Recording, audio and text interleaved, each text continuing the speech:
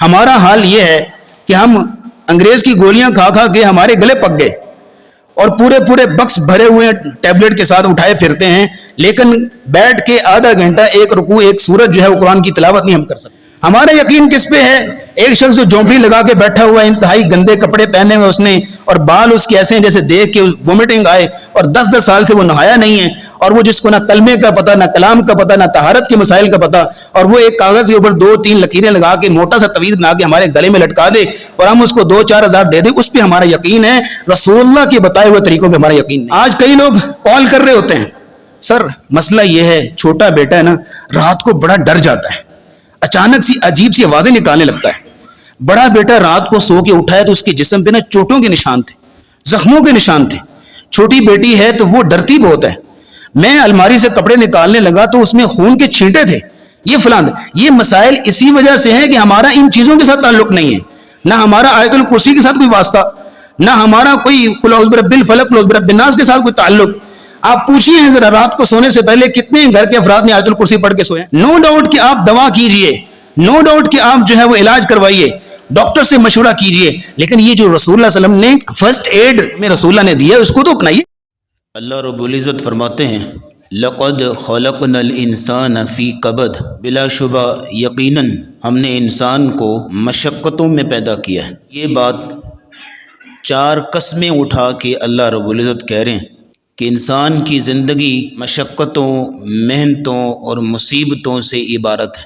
ماں کے پیٹ کے اندھیرے سے لے کر قبر کے اندھیرے تک کئی قسم کی پریشانیوں، الجھنوں، مصیبتوں، تکالیف، مشقتوں اور خطرات کے کئی مرحلوں سے انسان کو گزرنا پڑتا ہے۔ لیکن ایک خوشخبری یہ ہے یہاں پہ کہ بندہ مومن کے لیے اس کی زندگی میں آنے والی تمام مصیبتیں، تمام تکالیف، تمام پریشانیاں، الجھنیں گناہوں کے کفارے کا باعث بنتی ہیں۔ نبی اسلام کی حدیث ہے صحیح مسلم میں اور صحیح بخاری کی متفق علیہ حدیث، ما یصیب المسلم من نصب ولا وصب ولا حزن، کسی بھی مسلمان کو کوئی بھی تکلیف پہنچتی ہے، کوئی تھکاوٹ ہوتی ہے، جسم میں کوئی درد محسوس ہوتی ہے، کوئی غم یا بے چینی آتی ہے، حتی الشوکۃ یشاکھها، یہاں تک کہ اگر پاؤں میں کانٹا بھی چبھ جائے، الا کفر اللہ بہا من خطایاہ، اللہ ہر اس تکلیف پہ بندے کی تمام خطاؤں کو معاف کر دیتا ہے۔ جس قدر زیادہ تکلیف اس کو برداشت کرنا پڑی اسی قدر اس کو گناہوں سے پاک کر دیا جاتا ہے۔ عبداللہ بن مسعود رضی اللہ تعالیٰ عنہ رسول اللہ کے پاس آئے اور آپ کے ہاتھ کو ٹچ کیا تو آپ بخار میں تپ رہے تھے اور بڑا شدید بخار تھا۔ عبداللہ بن مسعود کہنے لگے یا رسول اللہ صلی اللہ علیہ وسلم، آپ کو تو بڑا شدید بخار ہے۔ تو نبی اسلام نے فرمایا انی اوعک کما یوعک رجلان منکم، مجھے اتنا بخار چڑھتا ہے اکیلے کو جتنا تم میں سے 2 بندوں کو بخار چڑھتا ہے۔ تو میں نے کہا یا رسول اللہ ان لک اجرین، پھر آپ کے لیے اجر بھی تو ڈبل ہی ہوگا نا، آپ کے لیے ثواب بھی زیادہ ہوگا۔ قال نعم، نبی اسلام نے فرمایا ہاں اسی طرح یہ، اور پھر آپ نے خوشخبری دی امت والوں کو۔ آپ نے فرمایا تم میں سے جو شخص کسی بھی تکلیف میں، مصیبت میں، پریشانی میں مبتلا ہوتا ہے، اللہ رب العزت اس کے نامہ اعمال سے گناہوں کو ایسے جھاڑ دیتے ہیں جیسے پت جھڑ کے موسم میں درختوں سے پتے جھڑ جاتے ہیں۔ اور ایک حدیث میں نبی اسلام نے کچھ اس طرح وضاحت فرمائی اور ایک اور انعام کا ذکر کیا کہ تم میں سے کوئی شخص جب بیمار ہوتا ہے، کسی بیماری میں، تکلیف میں مبتلا ہوتا ہے، تو اللہ رب العزت فرشتوں کو حکم دیتے ہیں اکتب لہ صالح عملہ کما کان یعمل، میرا بندہ اب بیمار ہو گیا ہے، اس طرح عبادت نہیں کر پا رہا جس طرح صحت یابی میں کرتا ہے، اس طرح عبادت نہیں کر پا رہا جس طرح تندرستی میں کرتا ہے، تو تم اس کے لیے اسی طرح عبادت کا اجر و ثواب لکھو جس طرح یہ صحت یابی میں کیا کرتا تھا۔ یہ اجر ہے، یہ انعام ہے، لیکن یہ انعام اس کے لیے ہے جو صحت یابی میں پراپر طور پہ اللہ کی اطاعت و فرما برداری میں زندگی گزارتا ہے، پورے طریقے سے اللہ کی عبادت کرتا ہے، پھر اس کو بیماری میں یہ فیور دی جاتی ہے اللہ کی طرف سے کہ حالانکہ وہ اس طرح تہجد نہیں پڑھ پا رہا، حالانکہ وہ اتنی تلاوت قرآن کی نہیں کر پا رہا، حالانکہ اتنے نوافل نہیں پڑھ پا رہا جس طرح وہ صحت یابی میں کرتا ہے، لیکن اجر و ثواب اس کو برابر ملتا ہے۔ یہ اس کے لیے ہے جو صحت یابی میں بھی اللہ کو یاد رکھے، لیکن جس کو صحت یابی میں توفیق نہ ہو نماز پڑھنے کی بھی، اس کو بیماری میں کہاں یہ فیور مل سکتی؟ یہ انعام بھی رکھا ہے اللہ رب العزت نے۔ تو یہاں تمہیدی گزارشات کے بعد اگلی بات یہ نوٹ کیجئے کہ اگرچہ مصیبت کا آ جانا، بیماری کا آ جانا، تکلیف کا آ جانا، کسی بھی مرض میں مبتلا ہو جانا بندہ مومن کے لیے ایک نعمت ہے، اس کے لیے گناہوں کے کفارے کا باعث ہے، لیکن اس کے ساتھ ساتھ ظاہر انسان ہے، تکلیف تو ہے نا، بے چینی تو ہے نا، پریشانی تو ہے نا، قلق اضطراب تو ہے نا۔ تو اللہ رب العزت نے پھر اس پریشانی سے، اس تکلیف سے نکلنے کے حل اور ذریعے اور طریقے بھی بتائے، اور اس کے لیے آپ سب سے پہلی یہ بات نوٹ کیجئے گا کہ یہاں رک کے دعا کیجئے اللہ تعالیٰ تمام بیماروں کو شفا یاب فرمائے۔ لیکن اس دعا کے ساتھ یہ اصول نوٹ کر لیجئے، اسلام میں شفا کے حوالے سے 3 باتیں آپ نوٹ کیجئے۔ اگر شفا چاہیے، بیماروں کے لیے شفا کی دعا کرتے ہیں، شفا کی طلب ہے، جستجو ہے، لیکن شفا کے حوالے سے 3 باتیں۔ نمبر 1 بات یہ نوٹ کر لیجیے، اور ہمارا عقیدہ ایمان ہے کہ شفا کون دیتا ہے؟ صرف اور صرف اللہ۔ شفا صرف اسی کے ہاتھ میں، هو الشافی، صرف وہی شفا دینے والا ہے۔ نبی کریم صلی اللہ علیہ وسلم کے پاس کوئی بھی بیمار لایا جاتا تو آپ اس کو یہ دعا دیتے، آپ یہ دعا کرتے، اذہب البأس رب الناس، اے لوگوں کے رب اس کی بیماری دور کر دے، واشفی، یا اللہ اس کو شفا دے، انت الشافی، تو ہی شفا دینے والا ہے، لا شفاء الا شفاؤک، کوئی شفا نہیں ہے سوائے تیری شفا کے، شفاء لا یغادر سقما، یا اللہ اس کو ایسی شفا دے کہ بیماری کے تمام اثرات کو جسم سے کریت کے نکال دے۔ یہ نبی کریم دعا کیا کرتے تھے، جس میں پورا عقیدہ ہے کہ لا شفاء الا شفاؤک، یا اللہ صرف تو ہی شفا دینے والا ہے۔ کئی مطب اور کلینک کے باہر لکھا ہوتا ہے شرطیہ علاج۔ کیسے آپ شرطیہ علاج کرتے ہیں بھائی؟ شفا تو اللہ دیتے ہیں، آپ تو بس علاج کیجئے، شرطیہ ورطیہ اللہ پہ چھوڑیے۔ اور بعض لوگوں نے تو اپنے کلینک کا نام ہی رکھا ہوتا ہے دار الشفا، کہ شفا کا گھر ہے۔ بھائی شفا کس کے پاس ہے؟ صرف اللہ کے پاس۔ آپ کے پاس اختیار ہے، صرف علاج کیجئے، بیماری کو ڈائگنوز کیجئے، آپ علاج تجویز کیجئے، شفا اللہ کے ہاتھ۔ ایک بات ہوگی۔ دوسری بات یہ نوٹ کیجئے یہاں پہ، جو اللہ نے بیماری نازل کی ہے اس کی اللہ نے شفا بھی نازل کی ہے۔ جو بھی بیماری نازل کی، ایسا ہو ہی نہیں سکتا۔ نبی اسلام کی حدیث پڑھتے ہیں یہاں پہ، ان اللہ لم یضع داء الا وضع له دواء، اللہ رب العزت نے آج تک کوئی ایسی بیماری نہیں نازل کی جس کی ساتھ میں دوا اور شفا نازل نہ کی ہو، علاج نازل نہ کیا ہو۔ وہ الگ بات ہے کہ انسان ابھی تک اس کے علاج کو دریافت نہیں کر پائے۔ یہ جو ہم کہتے ہیں نا کہ یہ لا علاج مرض ہے، وہ لا علاج اس اعتبار سے ہے کہ ابھی انسان نے اس کے علاج کو دریافت نہیں کیا، وگرنہ آج سے 100 سال پیچھے چلے جائیں تو کئی ایسی اور بھی بیماریاں تھیں جو آج ہیں، ان کے علاج نہیں تھے، لیکن اب آہستہ آہستہ دریافت ہو رہے ہیں، اللہ نے نازل کیے ہوئے ہیں۔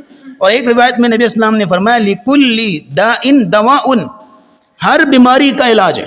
فَإِذَا أُصِيبَ الدَّوَاءُ الدَّائِن فَبَرَ بِإِذْنِ اللَّهِ تَعَالَى، جب وہ بیماری کے ساتھ دوائی کے اثرات مل جاتے ہیں تو اللہ رب العزت شفا دے دیتے ہیں اللہ کی اذن سے۔ تو یہاں یہ بڑا خوبصورت کانسیپٹ سمجھایا، شفا صرف اللہ کے پاس۔ اور دوسری بات کیا ہے کہ جو بھی بیماری اللہ نے نازل کی ہے اس کا علاج بھی اللہ نے نازل کیا ہے۔ اور تیسری اور آخری بات شفا کے حوالے سے نوٹ کیجئے گا، ان اللہ لم یجعل دواء فیما حرم علیکم، تیسرا اصول، اللہ رب العزت نے حرام کردہ چیز میں علاج یا شفا نہیں رکھی۔ جو چیز حرام کی ہے نا اس میں شفا نہیں ہے۔ بعض لوگ الکوہل استعمال کریں گے اور دیگر حرام چیزیں استعمال کریں گے اور کہیں گے میں تو بطور میڈیسن یوز کر رہا ہوں، میں تو بطور دوا یوز کر رہا ہوں۔ سر آپ کا کانسیپٹ ہی غلط ہے۔ جب نبی اسلام نے کہہ دیا کہ جو چیز حرام ہے اس میں شفا نہیں ہو سکتی، شفا پیدا کرنے والا، شفا دینے والا اللہ کی ذات، جب اس نے حرام چیز میں شفا رکھی نہیں ہے تو آپ کو کیسے شفا ہو سکتی؟ لیکن بعض ایسی میڈیسن ہیں جیسے ہومیوپیتھک کی، ایلوپیتھک کی، کہ جس کے اندر الکوہل جو ہے بطور پریزرویٹو استعمال ہوتی ہے، دوا کو بہت دیر تک محفوظ رکھنے کے لیے تاکہ دوا خراب نہ ہو، وہ اس دوائی کے بارے میں علماء کہتے ہیں کہ یہ جائز ہے جب آلٹرنیٹ کوئی دوائی مل نہ رہی ہو اس کو یوز کیا جا سکتا ہے، کیونکہ اس میں وہ الکوہل بیسک نہیں ہے، میڈیسن نہیں ہے، الکوہل بطور علاج استعمال نہیں ہو رہی، بلکہ میڈیسن کو محفوظ رکھنے کے لیے پریزرویٹو کے طور پہ تھوڑی سی الکوہل یوز کرتے ہیں، وہ بھی انتہائی ڈائلوٹڈ فارم میں ہوتی ہے اور وہ اڑ جاتی، اس کے لیے علماء کہتے ہیں کہ وہ تھوڑا بہت استعمال کرنا جائز ہے، علماء اجازت دیتے ہیں، وہ بھی جب کوئی آلٹرنیٹ نہ مل رہی ہو۔ لیکن یہ کانسیپٹ سمجھیے کہ جو چیز اللہ نے حرام کر دی اس میں کسی قسم کی اللہ نے شفا نہیں رکھی۔ بعض ہمارے نوجوان آپ دیکھتے ہیں دائیں بائیں آپ کے پھر رہے ہیں، کچھ چیزیں پکڑی ہوئی ہیں ان کو سونگھ رہے ہیں، کچھ جو ہے وہ سلگھا رہے ہیں، کوئی کچھ کر رہے ہیں، کوئی لیکوڈ استعمال کر رہے ہیں۔ کیوں ہم اپنی عقلوں کے درپے ہوئے ہیں، اپنی عقل کو ضائع کرنے میں لگے ہوئے ہیں؟ سر آپ کی عقل باقی رہے گی تو شاید آپ ملک و ملت کے لیے کوئی کام کر سکیں۔ اس طرح کی چیزیں استعمال کر کے کئی جوان جو ہیں جوانی میں ہی قبرستان جا پہنچتے ہیں۔ اس لیے ایسے لوگوں کو ٹریننگ کی ضرورت ہے، ایسے لوگوں کو سمجھانے کی ضرورت ہے اور اللہ رسول کے فرامین بتانے کی ضرورت ہے، اللہ کی طرف لانے کی ضرورت ہے۔ اس لیے یہ 3 تصورات، 3 عقیدے کی باتیں ہو گئی شفا کے حوالے سے۔ اگلی بات یہ نوٹ کیجئے گا کہ اسلام نے شفا حاصل کرنے کے کچھ طریقے بھی بتائے۔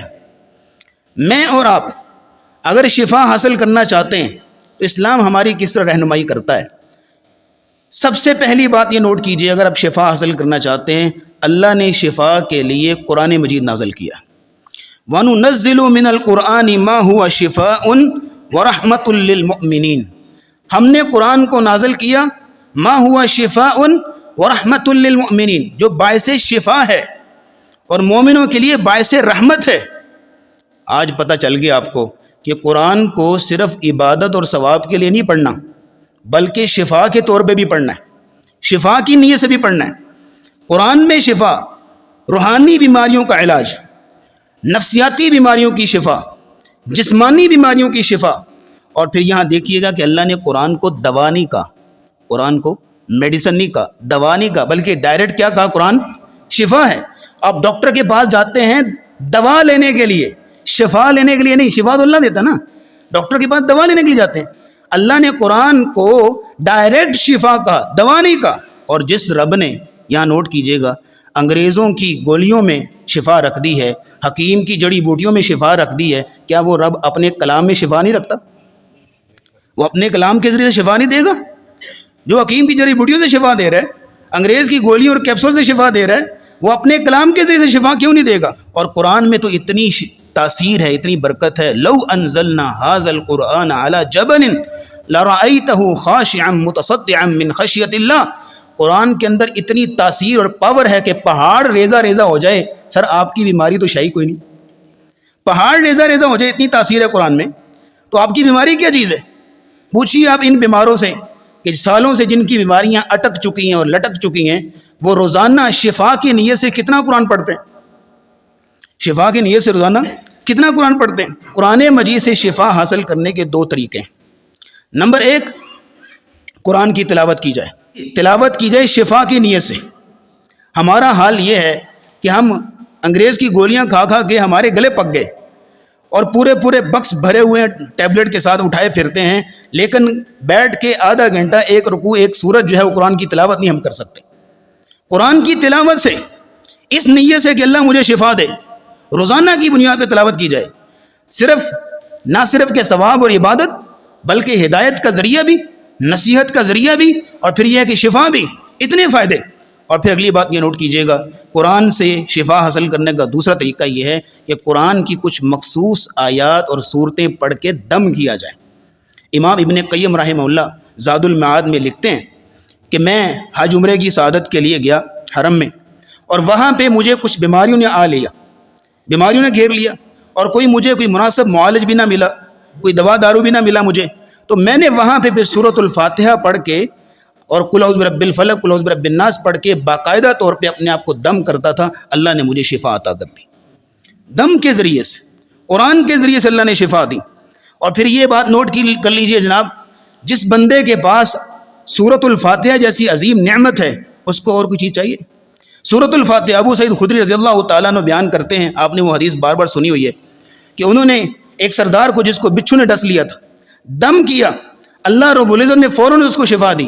یہاں رک کے حدیث تو آپ نے بڑی دفعہ سنی ہے, لیکن یہ جملہ آج نوٹ کر لیجئے, ایک کافر کو سورۃ الفاتحہ پڑھ کے دم کیا گیا, اللہ نے اس کو شفا دی, تو ایک مسلمان کو شفا نہیں ملے گی؟ ایک کافر پہ دم کیا گیا نا, ابو سعید خدری نے ایک کافر پہ دم کیا, اس کو شفا مل گئی, ایک مسلمان کو شفا نہیں ملے گی؟ مسئلہ یہ ہے نا کہ مسلمان کا سورۃ فاتحہ پہ یقین نہیں ہے, مسلمان کا سورۃ فاتحہ پہ اعتماد نہیں ہے, مسلمان اس اخلاص اور یقین سے سورۃ فاتحہ پڑھ ہی نہیں پا رہا جس اخلاص اور یقین سے ابو سعید خدری رضی اللہ تعالیٰ نے سورۃ فاتحہ پڑھی تھی.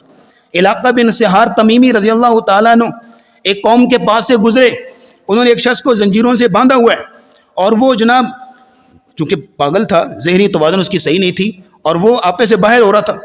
تو انہوں نے کہا تمہارے پاس کوئی دم جھاڑ ہے تو اس کو کرو تاکہ یہ ٹھیک ہو جائے. کہتے ہیں میں نیا نیا مسلمان ہوا تھا, مجھے بس سورۃ فاتحہ آتی تھی, میں نے پڑھا اور جو ہے اس کو دم کیا. ایک بالکل ذہنی توازن جس کی بگڑی ہوئی ہے, جس سورۃ فاتحہ پڑھ کے میں نے دم کیا, اللہ نے شفا دی اس کو, اس یقین کے ساتھ. یہاں رک کے ہم کنڈیم کرنا چاہیں گے ان لوگوں کو کہ جو جعلی عاملوں کے پاس جاتے ہیں, جگہ جگہ جا کے جو ہے وہ ہاتھ دکھاتے ہیں. دیانتداری سے بتائیے گا, سچ بتائیے گا, جس بندے کے پاس سورۃ فاتحہ جیسی عظیم نعمت ہو, جس بندے کے پاس سورۃ بقرہ کی آخری 2 آیتوں جیسا عظیم خزانہ ہو, جس بندے کے پاس آیت الکرسی جیسی عظیم دولت ہو, اور جس بندے کے پاس قل اعوذ برب الفلق اور قل اعوذ برب الناس جیسی عظیم خزانہ جس بندے کے پاس ہو, اس کو ضرورت کیا ہے جگہ جگہ جا کے ہاتھ دکھانے کی؟ اس کو کیا ضرورت ہے؟ لیکن مسئلہ یہ ہے کہ ہمارا ان چیزوں پر یقین نہیں ہے. ہمارا یقین کس پہ ہے؟ ایک شخص جو جھونپڑی لگا کے بیٹھا ہوا ہے, انتہائی گندے کپڑے پہنے ہوئے اس نے, اور بال اس کے ایسے ہیں جیسے دیکھ کے وومٹنگ آئے, اور 10 سال سے وہ نہایا نہیں ہے, اور وہ جس کو نہ کلمے کا پتہ, نہ کلام کا پتہ, نہ طہارت کے مسائل کا پتہ, اور وہ ایک کاغذ کے اوپر 2-3 لکیریں لگا کے موٹا سا تویز بنا کے ہمارے گلے میں لٹکا دے, اور ہم اس کو 2-4 ہزار دے دیں, اس پہ ہمارا یقین ہے. رسول اللہ کے بتائے ہوئے طریقوں پہ ہمارا یقین نہیں ہے. ہمارا یقین اس پہ ہے.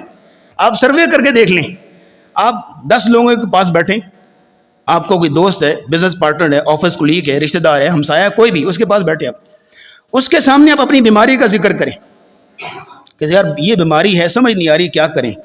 تو آپ کو کوئی بتائے گا فلاں ڈاکٹر ہے, بڑا سیانا ہے, بڑا سمجھدار, اس کے پاس جائیں. کوئی کہے گا فلاں ہاسپٹل, وہاں چلے جائیں. ٹھیک ہے, اچھی بات ہے, اویئرنیس دینی چاہیے, گڈ ہے.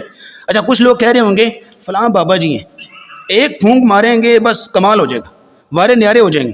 یعنی ہر شخص اپنا اپنا اوپینین رکھتا ہے, لیکن 10 لوگوں کے پاس بیٹھ جائیں, آپ کو کوئی ایک شخص بھی نہیں کہنے والا ملے گا کہ جو یہ کہے کہ سر آیت الکرسی میں اللہ نے بڑی تاثیر رکھی ہے, سورۃ الفاتحہ میں بڑی شفا ہے, قل اعوذ برب الفلق اور قل اعوذ برب الناس پڑھ کے دم کیجیے اپنے آپ. کوئی ایک بندہ جو آپ کو ملے جو یہ کہے, اس لیے کہ ہمارا تعلق ہی نہیں نا, ہم تو بس نام کے مسلمان ہیں, ہمارا ان چیزوں کے ساتھ تعلق کہاں رہا. رسول اکرم صلی اللہ علیہ وسلم کے بارے میں سیدہ عائشہ فرماتی ہیں, آپ جب بھی بیمار ہوتے, خود یا گھر میں کوئی بیمار ہوتا, آپ قل اعوذ برب الفلق اور قل اعوذ برب الناس پڑھ کے دم کیا کرتے, اللہ شفا یاب کر دیتے. اور کہیں نہ چاہیے, حدیث مشہور آپ نے سنی جب رسول اللہ پہ جادو ہوا, اور کتنا ہیوی قسم کا جادو ہوا, کوئی آپ نے تعویذ نہیں باندھا, کوئی آپ نے مرچیں نہیں جلائیں, کوئی آپ نے جو ہے وہ دھاگے نہیں باندھے, کوئی آپ کہیں پہ نہیں گئے, صرف قل اعوذ برب الفلق قل اعوذ برب الناس 11 آیتیں, ایک ایک آیت رسول اللہ پڑھتے چلے گئے, اور جادو کی 11 گریں کھلتی چلی گئیں. اتنی برکت اور تاثیر, اتنے خزانوں سے ہم منہ موڑ رہے ہیں. تو پہلی چیز یہاں نوٹ کیجئے گا, قرآن سے شفا. اور دوسری چیز یہاں نوٹ کیجئے گا, سر رسول اللہ صلی اللہ علیہ وسلم کی بتائی ہوئی مسنون دعائیں اور مسنون اذکار سے ہم شفا حاصل کریں. جو رسول اللہ نے دعائیں سکھائیں, جو رسول اللہ نے اذکار سکھائیں, مثال کے طور پہ نبی کریم صلی اللہ علیہ وسلم نے فرمایا بسم اللہ الذی لا یضر مع اسمہ شیء فی الارض ولا فی السماء وَهُوَ السَّمِيعُ الْعَلِيمُ. جو شخص صبح اور شام 3 مرتبہ یہ دعا پڑھ لیتا ہے پورے شعور اور اخلاص کے ساتھ, لم تصبه فجأة بلاء, شام تک, صبح پڑھیے, شام تک اس کو کوئی مصیبت نہیں آئے گی. شام کو پڑھیے, صبح تک اللہ اچانک صدمے سے, اچانک مصیبت اس کو محفوظ رکھیں گے. اور یہیں تک بس نہیں ہے, نبی اسلام نے ایک اور دعا سکھائی, آپ صبح شام 3 بار پڑھیے. خاص طور پہ جب کہیں پہ آپ سٹاپ کرنے لگے ہیں, گاڑی سے اترنے لگے ہیں, اور گاڑی رو کے کچھ آپ لینے لگے, تب رسول اللہ نے کہا ضرور پڑھو اعوذ بکلمات اللہ التامات من شر ما خلق. یہ 3 بار آپ نے پڑھ لیا, ہر قسم کے موذی جانور, کیڑے مکوڑے, وائرس, یہ ساری چیزیں اللہ رب العزت ان ساری چیزوں سے اس کی حفاظت کرتے ہیں. 3 بار یہ پڑھ لیں، صبح و شام 3 بار پڑھو، اور پھر یہ ہے کہ جب بھی کہیں پہ رکنے لگو یہ 3 بار پڑھو، اعوذ بکلمات اللہ التامات من شر ما خلق۔ اگر کہیں پہ جسم میں درد ہو رہی ہے، پین ہو رہی ہے، اس کا طریقہ علاج بھی نبی اسلام نے بتایا۔ سر میں درد ہو رہی، پیٹ میں درد ہو رہی، گھٹنوں میں درد ہو رہا ہے، نبی اسلام نے فرمایا یہ دعا پڑھو، اعوذ بعزت اللہ وقدرتہ من شر ما اجد واحاذر۔ اعوذ بعزت اللہ، وہاں پہ ہاتھ رکھیے آپ، یہ پڑھیے، اعوذ بعزت اللہ وقدرتہ، میں اللہ کی پناہ طلب کرتا ہوں اس کی عزت کے ساتھ، اس کی قدرت کے ساتھ، من شر ما اجد واحاذر، اس چیز کی شر سے، اس تکلیف سے جو میں اس وقت محسوس کر رہا ہوں، اس تکلیف کی شر سے جس کے خطرے کو میں محسوس کر رہا ہوں۔ یقین کیجیے آپ پڑھیے، صبح پڑھیے، دوپہر کو، شام کو، آپ ہر نماز کے بعد پڑھیے، آپ 1 دن 2 دن 3 دن ہر درد سے اللہ رب العزت نجات عطا کریں گے۔ کبھی ان چیزوں کو آزماؤ تو صحیح، اور ذرا سی تھکاوٹ ہونا تو پیناڈول نہ لے لیا کریں، یہ تسبیح فاطمہ کو بھی کبھی یوز کریں۔ نبی کریم صلی اللہ علیہ وسلم نے تو اپنی بیٹی فاطمہ کو جو طریقہ سکھایا تھا، ذرا سی اگر تھکاوٹ ہو، درد محسوس ہو، کوئی جسم بوجھل ہو رہا ہے، وہاں بیٹھے بیٹھے 33 بار سبحان اللہ، 33 بار الحمدللہ، اور 34 بار اللہ اکبر پڑھیے، واللہ العظیم عبادت بھی ہے، علاج بھی ہے، ہر قسم کی تھکاوٹ کو اللہ دور کر دیں گے۔ کبھی ان چیزوں کو بھی آزمائیے سر، لیکن افسوس یہ ہے کہ ہمارا ان چیزوں پر یقین نہ رہا۔ اسی طرح آج کئی لوگ مسائل لے کے آتے ہیں، آج کئی لوگ کال کر رہے ہوتے ہیں، سر مسئلہ یہ ہے، چھوٹا بیٹا ہے نا، رات کو بڑا ڈر جاتا ہے، اچانک سی عجیب سی آوازیں نکالنے لگتا ہے۔ بڑا بیٹا رات کو سو کے اٹھا ہے تو اس کے جسم پہ نا چوٹوں کے نشان تھے، زخموں کے نشان تھے۔ چھوٹی بیٹی ہے تو وہ ڈرتی بہت ہے، میں الماری سے کپڑے نکالنے لگا تو اس میں خون کے چھینٹے تھے، یہ فلاں۔ یہ مسائل اسی وجہ سے ہیں کہ ہمارا ان چیزوں کے ساتھ تعلق نہیں ہے، نہ ہمارا آیت الکرسی کے ساتھ کوئی واسطہ، نہ ہمارا کوئی قل اعوذ برب الفلق قل اعوذ برب الناس کے ساتھ کوئی تعلق۔ آپ پوچھیے ہیں ذرا رات کو سونے سے پہلے کتنے گھر کے افراد نے آیت الکرسی پڑھ کے سوئے ہیں؟ آپ پوچھیے ہیں ذرا قل اعوذ برب الفلق قل اعوذ برب الناس کس نے پڑھی ہے؟ آپ پوچھیے ذرا کہ سورۃ بقرہ کی آخری 2 آیتیں کس نے پڑھی ہیں؟ جب ان چیزوں کے ساتھ سالوں ہو گئے واسطہ ہی کوئی نہیں ہے تو خون کے چھینٹے بھی ملیں گے سر آپ کو۔ چھوٹی بیٹی آپ کو ڈرتی نظر آئے گی معذرت کے ساتھ، آپ کو کئی اور مسائل بھی ملیں گے، سو کے اٹھے گا تو جسم پہ چوٹوں کے نشان ہوں گے، اس لیے کہ آپ نے اپنے آپ کو شیاطین سے محفوظ کروایا ہی نہیں ہے اللہ رب العزت کے رسول اللہ کی بتائے ہوئے اذکار کے ساتھ۔ اپنے آپ کو ان شیاطین سے محفوظ کرائیے سر۔ یہ ہر وقت جو ہے وہ عجیب قسم کی موبائل پہ بچے چیزیں دیکھتے رہتے ہیں، اور پھر یہ ہے کہ عجیب سی، کیونکہ بچوں کو اب کیا پتہ پاکی پلیدی کا یہ سارے معاملات، تو شیاطین جو ہیں وہ قریب آتے ہیں۔ اس لیے نبی کریم صلی اللہ علیہ وسلم نے دعا سکھائی ہے، خاص طور پہ نظر بد کا علاج۔ نبی اسلام حسن و حسین کو دم کیا کرتے تھے، اعیذک بکلمات اللہ التامہ من کل شیطان وہامہ ومن کل عین لامہ۔ سیاپا یہ ہے کہ ہمیں یہ دعائیں یاد نہیں ہوتی، ہمیں اور ہر چیز یاد ہو سکتی ہے، دنیا کی ہر چیز ہم یاد کر سکتے ہیں، لیکن رسول اللہ کے بتائے ہوئے طریقے ہم یاد نہیں کر سکتے۔ رسول اللہ کی بتائی ہوئی دعائیں ہمیں بڑی مشکل لگتی ہیں، ہم سے یاد نہیں ہوتی۔ اس لیے پھر ہر جگہ پہ ہم کہتے ہیں کہ ہم سے کوئی پیسے لے لے، ہمیں دم کر دے، ہم سے کوئی پیسے لے لے، ہمارے لیے قرآن پڑھ دے، ہم سے کوئی پیسے لے لے، کوئی تعویذ کر دے، کوئی چھلا باندھ دے، اس لیے کہ ہم نے رسول اللہ کی بتائی ہوئی دعاؤں کو یاد کرنا سیکھا ہی نہیں ہے۔ دم کیجئے بچے کو، اعیذک، آپ جیسے محسوس کریں بچہ ڈر رہا ہے، فوراً سے ڈاکٹر کے پاس نہیں، فوراً سے مولوی صاحب کوئی عامل کو کال نہیں، وہیں بیٹھے آپ کیوں نہیں دم کرتے؟ سورہ فاتحہ آپ کو کیوں نہیں آتی؟ آپ کو آیت الکرسی نہیں آتی؟ رسول اللہ یہ دم کرے حسن حسین کو کر رہے ہیں، آپ یہ تو مانتے حسن حسین جنتی سردار ہیں، جنتی نوجوانوں کے سردار، حسن حسین ہمارا ایمان ہے، نو ڈاؤٹ کہ ایسا ہیں، لیکن یہ ہے کہ حسن حسین کو جو دم کیا گیا وہ آپ کے بچوں کو کیوں نہیں ہو سکتا؟ صرف ہم نے جو ہے وہ حسن حسین اور اہل بیت کو صرف عقیدت کے لیے رکھا ہے، محبت کے لیے رکھا ہے، ان کے طریقوں کو فالو نہیں کرنا ہم نے۔ اعیذک بکلمات اللہ التامہ من کل شیطان وہامہ ومن کل عین لامہ، یہ نبی اسلام نے دم سکھایا۔ اگر ایک بیٹی ہے اس کو دم کرنا ہے تو اعیذک کی، اگر بیٹا ہے تو اعیذک کا، اگر زیادہ بچے ہیں تو اعیذکم، جیسے آپ انگلش میں ہی شی جینڈر کے حساب سے استعمال کرتے ہیں اسی طرح عربی میں بھی استعمال کرنا ہے۔ اس طرح اگر بخار ہے تو بخار کا دم جبریل نوٹ کر لیجئے، رسول اللہ کو ایک دفعہ بخار ہوا، حضرت جبریل تشریف لائے اور آ کے دم کیا، کیسے؟ بسم اللہ ارقیک من کل شیء یؤذیک اللہ یشفیک، میں اللہ کے نام کے ساتھ آپ کو دم کرتا ہوں، ہر اس چیز کے شر سے اللہ آپ کی حفاظت کرے جو آپ کو تکلیف دے رہی ہے، اللہ یشفیک، اللہ آپ کو شفا دے۔ یہ حضرت جبریل نے رسول اللہ کو دم کیا۔ اگر کسی کو سکن الرجی ہے، ددری ہے، پھنسی پھوڑے ہیں، کوئی اس طرح کے معاملے ہیں، اس کی بھی رسول اللہ نے دعا سکھائی ہے کہ آپ اپنا تھوڑا سا لعاب لگائیے، نیچے مٹی کو آپ ساتھ مکس کیجئے اور یہ دعا پڑھیے، بسم اللہ تربت ارضنا بریقت بعضنا یشفى سقیمنا باذن ربنا، بسم اللہ کے نام کے ساتھ، تربت ارضنا ہماری زمین کی مٹی کے ساتھ، بریقت بعضنا ہمارے لعاب کے ساتھ، یشفى سقیمنا باذن ربنا اللہ اپنے اذن سے اس بیمار کو شفا یاب کرے، اور پھر اس ہاتھ کو آپ اس جگہ پہ لگائیے، 1 دن 2 دن 3 دن اللہ شفا یاب کرے گا۔ یہ رسول اللہ نے طریقے سکھائے، اور یہ وہ اصول ہیں جو اسلام نے شفا حاصل کرنے کے بتائے۔ نو ڈاؤٹ کہ آپ دوا کیجئے، نو ڈاؤٹ کہ آپ جو ہے وہ علاج کروائیے، ڈاکٹر سے مشورہ کیجئے، لیکن یہ جو رسول اللہ صلی اللہ علیہ وسلم نے فرسٹ ایڈ آپ ہمیں رسول اللہ نے دیا اس کو تو اپنائیے۔ یہاں 2 باتیں ہو گئی، قرآن سے شفا، دوسرے نمبر پہ رسول اللہ کے مسنون اذکار اور مسنون دعاؤں سے شفا، اور تیسرے نمبر پہ جو اسلام نے شفا کا اصول دیا ہے وہ ہے صفائی ستھرائی کا اہتمام۔ صفائی ستھرائی جو ہے نا یہ مکمل علاج ہے، اور کئی بیماریوں سے شفا کا باعث ہے۔ اور اس میں سے آپ کئی ہاسپٹل میں جاتے ہیں، 10 بورڈ آپ کو ایسے نظر آئیں گے جس میں لکھا ہوتا ہے کہ ہاتھ کیسے دھونے، یعنی صفائی کی اویئرنیس دی جاتی ہے۔ اور اسلام نے تو ہمیں وضو جیسی عظیم نعمت دی ہے۔ وضو سے بڑھ کے بھی کوئی سینیٹائزر ہے؟ ہاں، وضو سے بڑھ کے بھی کوئی صفائی کا ذریعہ ہے؟ جو شخص 5 وقت وضو کرتا، اب یہاں وقت نہیں ہے وگرنہ وضو کے اوپر پوری میڈیکل ریسرچ ہے، انشاءاللہ اللہ توفیق دے تو چند دنوں کے اندر ایک کتاب آپ کے ہاتھوں میں ہوگی، اس میں ہم انشاءاللہ آپ کو بتائیں گے کہ وضو کے کتنے میڈیکل جسمانی فوائد ہیں۔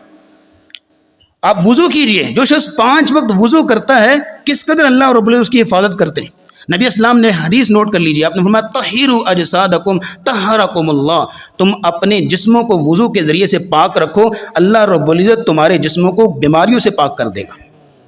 یہ رسول اللہ نے طریقے سکھائے۔ 3 باتیں ہو گئی۔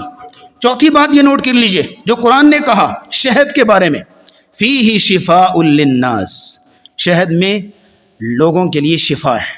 یہ شہد جو ہے ایک ایسی دنیا کا واحد اینٹی بایوٹک ہے کہ جو جسم میں ایسا کام کرتا ہے کہ جو جسم کے اندر جو نقصان دہ بیکٹیریا ہوتے ہیں ان کو مارتا ہے، اور جو فائدہ مند جراثیم ہوتے ہیں ان کو مزید تقویت دیتا ہے۔ دنیا کا اور کوئی ایسا اینٹی بایوٹک نہیں ہے جو اتنا نکھیڑ کے اتنا فرق کر کے جسم میں کام کرے۔ یہ شہد ہے، اس کو آپ استعمال کریں، پانی کے مکس کر کے استعمال کریں، دودھ کے ساتھ ہر کھانے کے بعد، اور جناب اس طرح انسان استعمال۔ اچھا بعض لوگ آئیں گے سارے شہد کھاتے ہیں فائدہ نہیں ہوتا، اچھا ان کو آپ دیکھیں نا ان کی حالت کیا ہوتی ہے، صبح تھوڑا سا شہد لے لیا اور دن بھر کبھی پان ہے، کبھی سگریٹ ہے، کبھی تمباکو نوشی ہے، کبھی جو تلی ہوئی چیزیں ہیں، سر شہد آپ کو کیسے فائدہ دے؟ آپ نے کسی ڈاکٹر سے مشورہ کیا اس حوالے سے کہ آپ کیا کر رہے ہیں؟ ایک شخص ہے رسول اللہ کے پاس اور آ کے کہتا ہے یا رسول اللہ ان اخی استطلق بطنہ، میرا بھائی ہے اس کا پیٹ خراب ہو گیا، تو اس کے لیے علاج بتائیے۔ نبی اسلام میں اس کے ہی اصلاً جب اس کو شہد پلاؤ، 1 بار 2 بار 3 بار بار بار آ کہہ رہے یا رسول اللہ اس کی بیماری بڑھتی جا رہی ہے، آپ نے فرمایا شہد پلاؤ۔ تیسری چوتھی بار جب ہو گیا نا تو نبی اسلام نے اسے کہا تھوڑا سا سختی کے ساتھ، فرمایا صدق اللہ وکذب بطن اخیک، اللہ نے سچ کہا ہے تیرے بھائی کا پیٹ جھوٹ بول رہا ہے، تم اس کو شہد پلاؤ اللہ شفا دیں گے۔ جب اسے تیسری چوتھی بار جا کے یہ بات سن کے پورے یقین کے ساتھ شہد پلایا تو اللہ نے شفا دی اس کو۔ اس لیے شہد میں شفا۔ اور پھر اگلی بات یہ نوٹ کیجیے گا 5ویں نمبر پہ عجوہ کھجور، من تصبح بكل يوم تمرہ 7 تمرات لم يضره في ذلك اليوم سم وسحر، جو شخص صبح 7 عجوہ کھجوریں استعمال کر لیتا ہے، کھا لیتا ہے، اس دن اس کو نہ کوئی زہر اس پہ اثر کر سکے گا نہ اس پہ جادو اثر کر سکے گا۔ 7 عجوہ کھجوریں نبی کریم صلی اللہ علیہ وسلم نے طریقہ بتایا، لیکن اس میں گزارش کروں گا کہ ہر شخص کی بیماری کی سٹیجز ڈیفرنٹ ہوتی ہیں، اور یہ جو رسول اللہ نے بتایا نا 7 عجوہ کھجوریں، یہ ایک نارمل شخص کے لیے بتایا، صحت مند شخص کے لیے۔ اب یہ نہیں نا کہ پہلے ہی شوگر پیشنٹ ہے اور یہاں ایک دن بیٹھے بیٹھے وہ 7 کھجوریں کھا رہے تو کیا حال ہوگا اس کا، آپ جانتے ہیں نا۔ اس لیے میں یہاں پہ ڈسکلیمر دینا چاہوں گا کہ ہر شخص کی میڈیکل رپورٹ بتائے گی کہ وہ اس کو کتنی کھجوریں کھانی چاہیے، وہ ڈاکٹر سے مشورہ کر کے میرے لیے 2 صحیح ہیں، 3 صحیح ہیں، 4 صحیح ہیں، لیکن رسول اللہ کا جو اصول اور قاعدہ کلیہ آپ نے بتا دیا، ہمارا ایمان ہے جس نے 7 کھجوریں صبح کھا لیں اس دن کوئی جادو اس پہ اثر نہیں کر سکتا، یہ رسول اللہ نے طریقہ بتایا۔ اب اگلی بات 6 نمبر پہ نبی کریم صلی اللہ علیہ وسلم نے فرمایا ماء زمزم لما شرب له، زمزم کا پانی جس مقصد کے لیے آپ پئیں، جائز مقصد، اللہ وہ مقصد پورا کرتا ہے۔ آپ زمزم پانی پینے لگے، دعا کیجئے کوئی بھی دعا ہے اللہ قبول کریں گے. جس بیماری کے لیے آپ پی رہے ہیں اللہ رب العزت شفا یاب کریں گے. سر جی یہاں ایک خوبصورت بات اگر آپ سے کہوں، آپ تہجد کا وقت ہو، آپ مصلی پہ بیٹھے ہوئے ہیں اور آپ کے ہاتھ میں زمزم کے پانی کا گلاس ہے، اور پھر اس کے بعد آپ سورۃ فاتحہ پڑھیں 5 6 7 بار، آیت الکرسی پڑھیں، قل اعوذ برب الفلق قل اعوذ برب الناس پڑھیں، اور اس طرح دیگر جو دعائیں ہیں قرآن کی وہ آپ پڑھتے ہیں، اور اس کے بعد آپ اس پانی کو پیتے ہیں، دم کرتے ہیں، اور اس کے بعد دعا کرتے ہیں. یقین کیجئے کون سی ایسی بیماری جسے اللہ شفا یاب نہ کرے گا. اللہ رب العزت شفا دیتے ہیں. تو اللہ رب العزت نے قرآن میں بھی شفا رکھی، اللہ نے مسنون اذکار و دعاؤں کے ذریعے سے بھی شفا رکھی. اللہ رب العزت نے ہمیں یہ سکھایا اجوا کھجور بھی، شہد بھی، زمزم کا پانی بھی، اور اس کے بعد یہ کلونجی، الحبۃ السوداء شفاء من کل داء. آپ نے فرمایا سیاہ دانہ کلونجی کا ہر بیماری کی شفا ہے، الا السام سوائے موت کے، سوائے موت کے ہر بیماری کی شفا. لیکن اس میں آپ دیکھ لیجئے کہ طریقہ استعمال کیا ہے. اس کو جو ہے وہ چھلکے سمیت استعمال کرنا ہے، چھلکے کے اتار کے استعمال کرنا ہے، اس کا آئل بنانا ہے، پیسٹ بنانا ہے. جیسے بھی ڈاکٹر سے مشورہ کیا جا سکتا ہے، ڈاکٹرز کی انسٹرکشن کے مطابق استعمال کیا جا سکتا ہے، لیکن نبی اسلام نے فرمایا کلونجی ہر بیماری کی شفا ہے سوائے موت کے. اور پھر اگلی بات نوٹ کر لیجئے، جو 7ویں نمبر پہ نبی اسلام نے نسخہ بتایا وہ ہے حجامہ، کپنگ. آپ علیہ الصلوۃ والسلام نے فرمایا جو بھی آپ کے پاس آتا ہے میرے سر میں بڑی پین ہو رہی ہے، آدھے سر کا درد ہے، یہ مسئلہ ہے وہ مسئلہ ہے، نبی اسلام اسے یہی مشورہ دیتے احتجم، جاؤ حجامہ کرواؤ، سنگی لگواؤ. اور نبی کریم صلی اللہ علیہ وسلم نے فرمایا کہ جو شخص چاند کی 17 تاریخ 19 تاریخ اور 21 تاریخ کو حجامہ کرواتا ہے اللہ رب العزت اس کو ہر بیماری سے شفا یاب کرتے ہیں.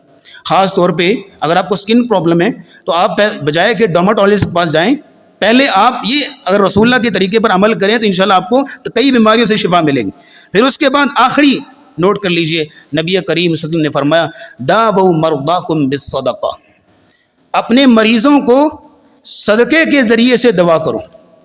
آپ بیمار ہیں، گھر میں کوئی فرد بیمار ہے، تھوڑا بہت صدقہ کیا جائے اللہ رب العزت کی رضا کے لیے، اللہ کے رب العزت کی خوشنودی حاصل کرنے کے لیے. تو نبی اسلام نے فرمایا الصدقۃ رد البلا، صدقہ کئی مصیبتوں کو ٹالتا ہے. تو بیماری مصیبت نہیں ہے، بیماری جو ہے وہ تکلیف نہیں ہے. اگر کوئی گھر کا فرد بیمار ہو گیا، پریشان ہو گئے ہیں، دنیا کے ڈاکٹروں کے پاس آپ چلے گئے ہیں، لاکھ فارمولے یوز کر لیے ہیں، بہت کچھ ہو گیا ہے، لیکن ابھی تک شفا نہیں مل رہی، تو جو رسول اللہ نے طریقے بتائے ہیں، رسول اللہ نے جو اذکار بتائے ہیں، رسول اللہ نے دعائیں سکھائی ہیں، قرآن کی جو دعائیں ہیں ان کو آپ اپنائیے اور رسول اللہ کے بتائے ہوئے طریقوں پہ عمل کیجیے. اللہ رب العزت تمام مسلمان بیماروں کو شفا یاب عطا فرمائے اور اللہ رب العزت صحت و عافیت کا لباس پہنائے. اللہم انا نسألک العفو والعافیت فی الدنیا والآخرہ وآخر دعوانا الحمد للہ رب العالمین.